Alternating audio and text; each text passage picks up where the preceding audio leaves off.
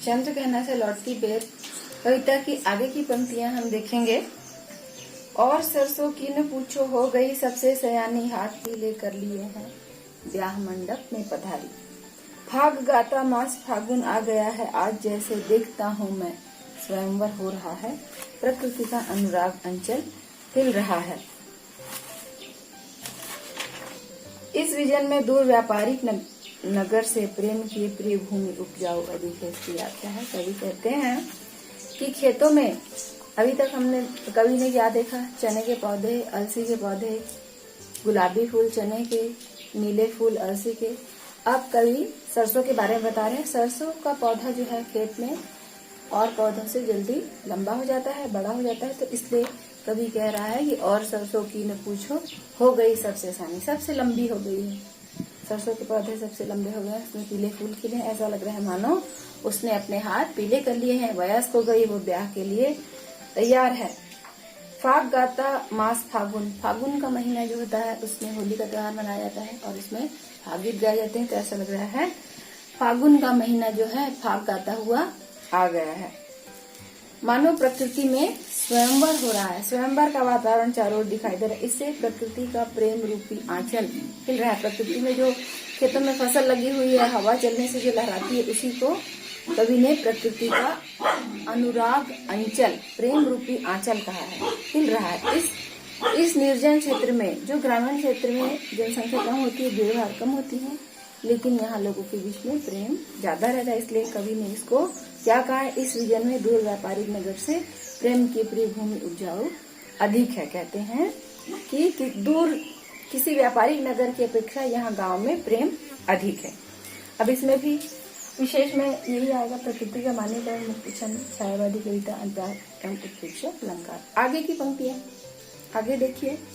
और पैरों के तले है एक पोखर, उठ रही इसमें लहरियां, नील तल में जो उगी है घास भूरी, ले रही वह भी लहरियां। एक चांदी का बड़ा सा गोल खंभा आंख को है चकमकाता है, कई पत्थर किनारे पी रहे चुपचाप पानी, प्यास जाने कब बुझेगी, चुप खड़ा बगुला डुबाए टांग जल में, देखते ही मीन चंचल ध्यान निद्रा त्यागता है, चट दबाकर चोंच में नीचे गले के डालता है। अब खेतों के बाद अब कवि आगे देखता है कि वहां पर एक पोखर है। पोखर का मतलब होता है तालाब।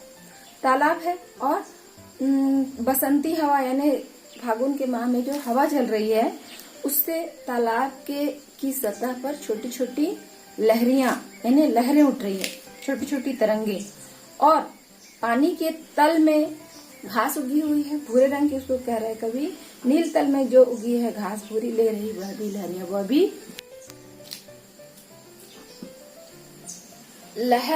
वो भी लहरा रही है, भूरी घास भी लहरा रही है। एक चांदी का बड़ा सा गोल खंभा, और पानी का जो तल है वो सूर्य की रोशनी के कारण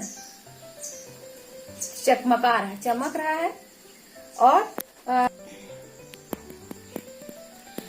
जो पोखर की सतह है उसका जल चमक रहा है, चकमक पत्थर की तरह।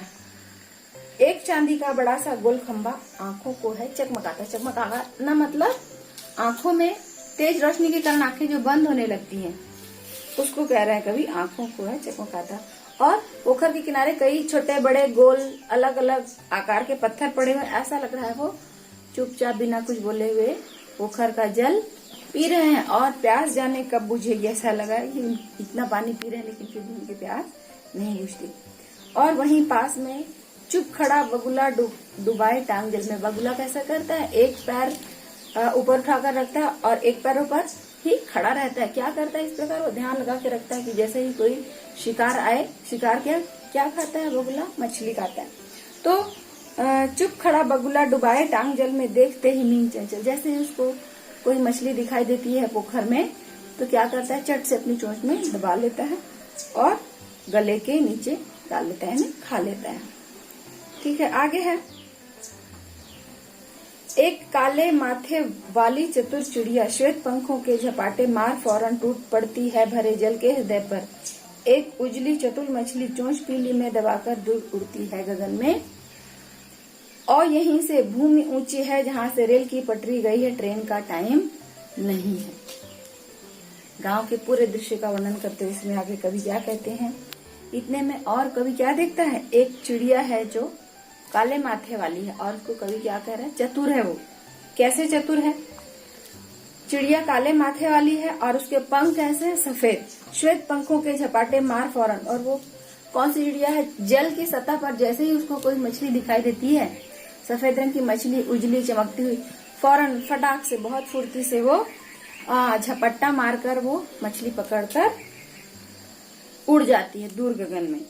एक उजली चटुल मछली चोंच पीली में दबाकर, चिड़िया की चोंच पीली है, माथा काला है और उसके पंख सफेद है। परीक्षा में कभी कभी प्रश्न आता है, चिड़िया के पंख कौन से रंग के हैं, माथा कौन से रंग का है और चोंच किस रंग की है।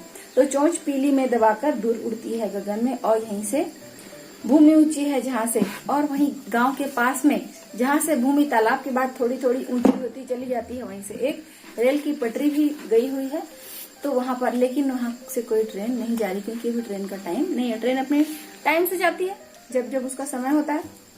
तो इसमें भी वही है आपका विशेष प्रकृति का मानवीकरण। जहाँ प्रकृति का मानवीकरण किया जाता है वहाँ कौन सा अलंकार होता है, मानवीकरण अलंकार। और मुक्त छंद है, छायावादी कविता। आगे है मैं यहाँ स्वच्छंद हूँ, जाना नहीं है चित्रकूट की अनगढ़ चौड़ी, कम ऊंची ऊंची पहाड़ियां दूर दिशाओं तक फैली हैं। बांझ भूमि पर इधर उधर रीवा के पेड़ कांटेदार कुरूप खड़े हैं।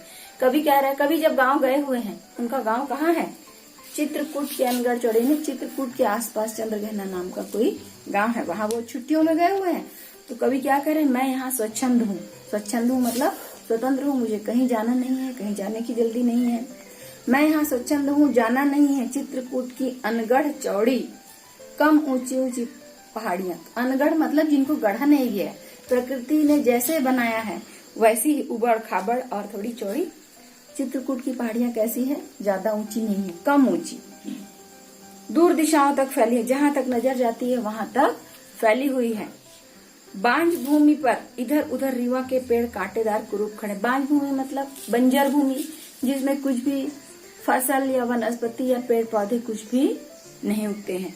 और रीवा के पेड़, रीवा मतलब आप लोग जानते हो एक जंगली बबूल होता है एक किस्म का, उसकी जो उसका तना होता है वो सफेद होता है और जो साधारण बबूल होता है उसका तना काला होता है। यहाँ पर छत्तीसगढ़ में उसको रिया पेड़ कहते हैं। ठीक है, तो ऐसी भूमि पर इधर उधर चारों ओर कुछ रीवा के पेड़ यानी रिया के पेड़, जो जंगली बबूल है उसके पेड़ उगे हुए हैं, उनको कुरूप कहा है क्योंकि वो खूबसूरत दिखाई नहीं देते। आगे है, आगे की पंक्तियां हैं, सुन पड़ता है मीठा मीठा रस टपकाता सुग्गे का असर, टेंटे टेंटे सुन पड़ता है वनस्थली का हृदय चीरता, उठता गिरता सारस का स्वर टिरटो टिरटो, मन होता है उड़ जाऊं मैं पर फैलाए सारस के संग, जहां जुगल जोड़ी रहती है हरे खेत में, सच्चे प्रेम कहानी सुन लूं चुप्पे चुप्पे। अब यही सब दृश्य कवि देख रहा है, तब से उसको क्या सुनाई देता है, मधुर मधुर सुग्गे का स्वर। सुग्गा मतलब होता है तोता, ठीक है, मिट्टू जिसको कहते हैं, तो उसका स्वर है।